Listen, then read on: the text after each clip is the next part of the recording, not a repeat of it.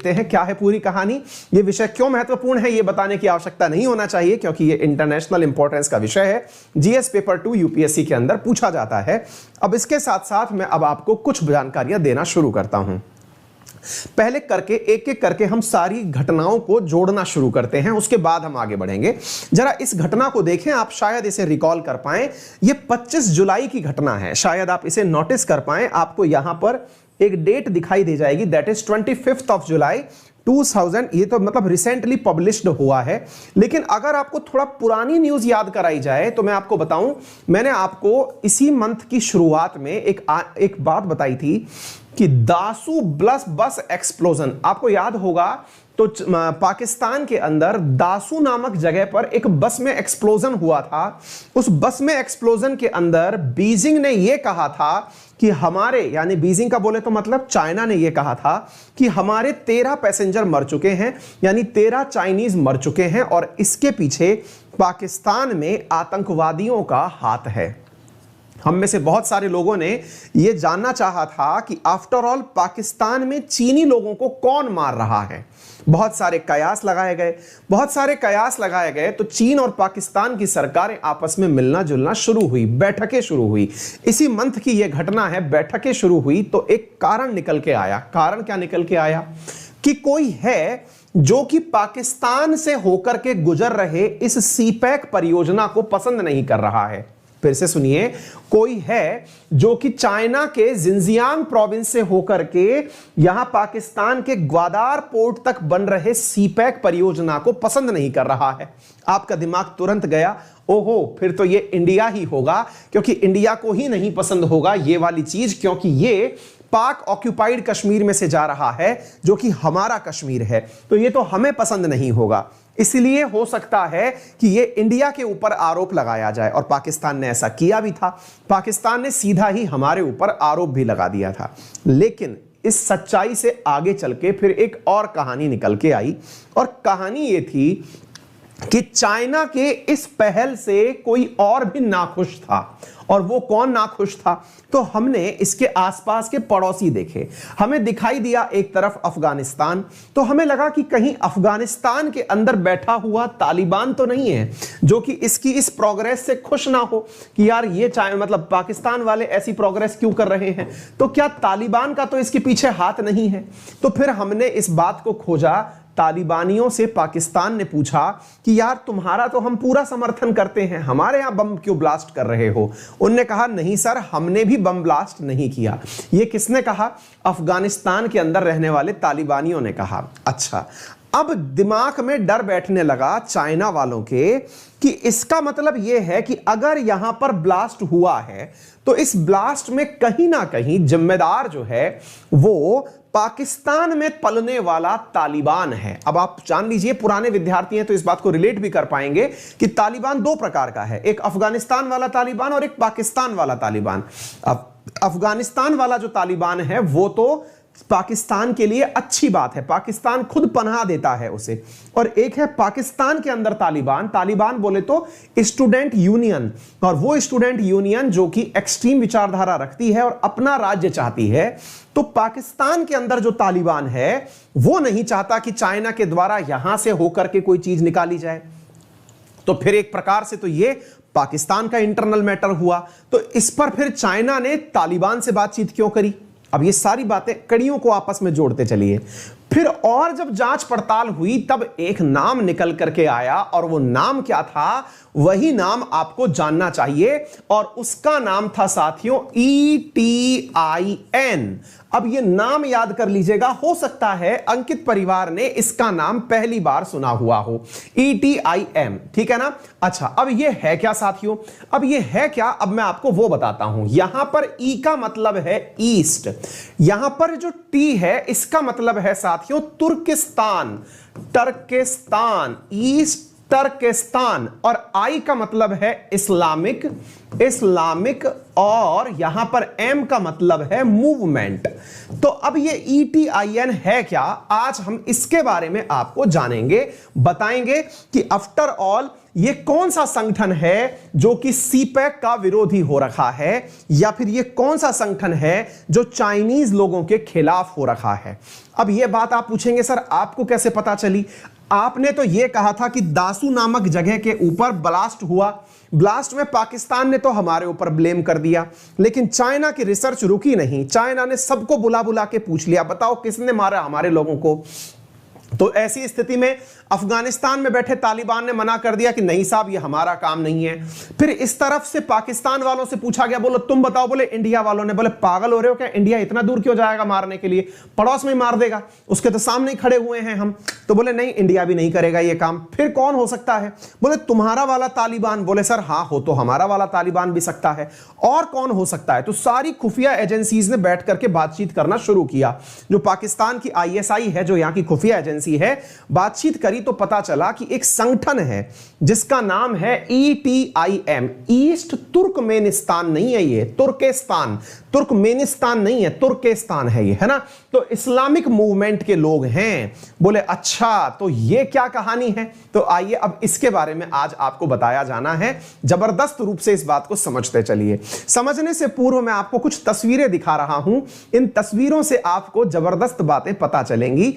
आपके मन में अगर यह ख्याल है कि चीन अफगानिस्तान में जाकर तालिबान से युद्ध करेगा, तो वो ख्याल अगली ही पिक्चर से क्लियर हो जाएगा। जरा इस फोटो को देखें और फोटो को देख करके कुछ आंकड़े जान लें। साथियों आपको इस फोटो के अंदर कुछ लोग दिखाई दे रहे होंगे जो कि देखने से ही ओसामा बिन लादेन प्रकार की इमेज आपको दे रहे होंगे, क्योंकि ओसामा भी सामान्यतया आपको इसी प्रकार के गेटअप में दिखाई दिया है।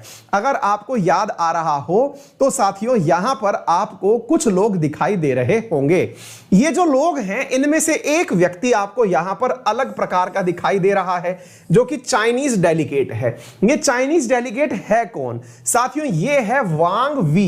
ये कौन है? वांग वी। अब वांग वी को शायद आप में से बहुत से लोग जानते हो। ये कौन है? साथियों ये है चीन के विदेश मंत्री। अब आप पूछेंगे चीन के विदेश मंत्री किन लोगों के साथ खड़े हुए हैं? तो साथियों अब आपको यही जानना है कि चीन के विदेश मंत्री जिस व्यक्ति के साथ खड़े हैं, इस व्यक्ति को अब आप पहचाने।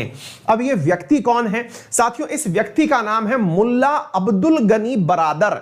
मुल्ला अब्दुल गनी, मुल्ला अब्दुल गनी बरादर। ब्रदर होता है ना, ऐसे ही यहां पर बरादर, बरादर, ठीक है ना, जैसे ब्रदर होता है ऐसे अब्दुल गनी बरादर। अब आप पूछेंगे कि ये कौन है फिर?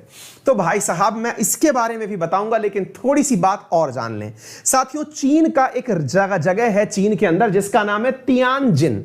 तियानजिन नामक जगह है चीन के बीजिंग, जो कि यहां की राजधानी है, उसके 100 किलोमीटर दक्षिण की तरफ स्थित एक जगह है तियानजिन।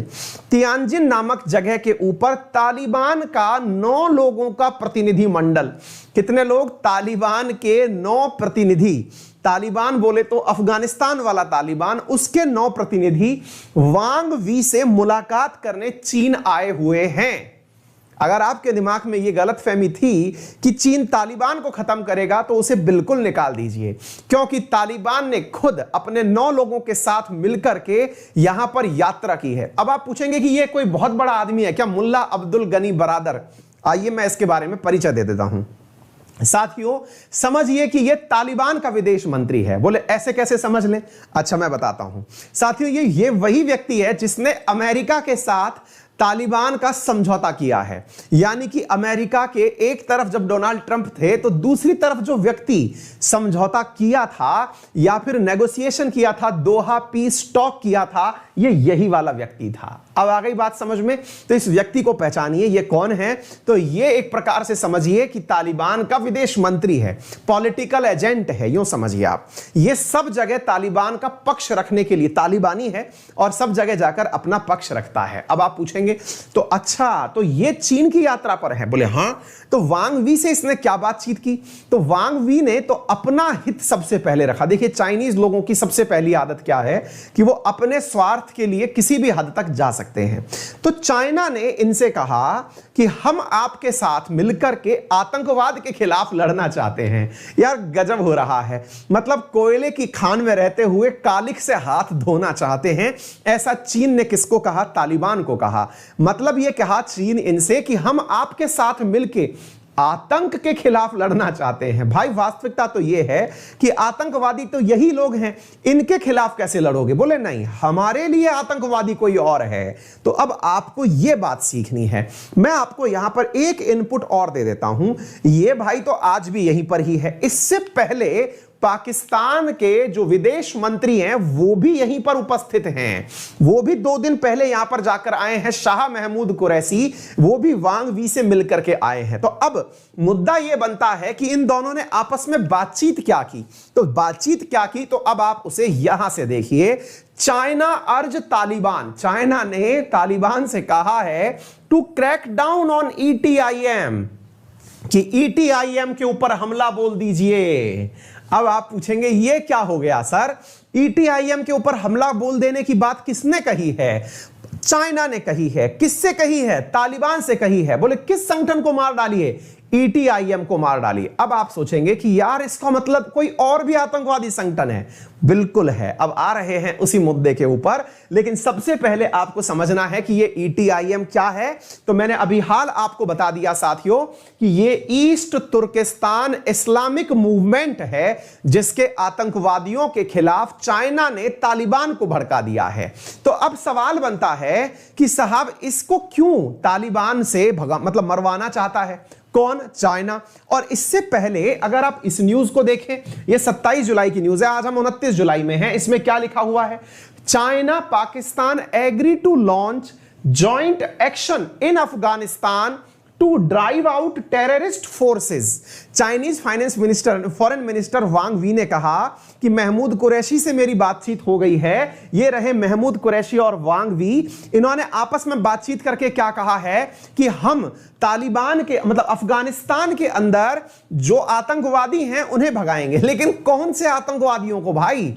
तो ETIM को भगाएंगे, ना कि तालिबान को। तो अब आपका सीधा सा मतलब स्पष्ट हो जाना चाहिए कि चाइना ने तालिबान को तो अपना समर्थन दे दिया है और ETIM को मरवाने की बात कर ली है। अब आपके मन में एक ही सवाल बचा हो गया है, अब ये ETIM क्या है ये बता दो। मैं ETIM क्या है ये बताता हूं, जरा अब इस न्यूज को पढ़िए। साथियों ये न्यूज है नवंबर 7, 2020 की। जरा इस न्यूज को पढ़िए, इसमें क्या लिखा हुआ है? US removes ETIM। ध्यान से देखिएगा, ETIM द हिंदू की न्यूज है, इसे आप पढ़िएगा।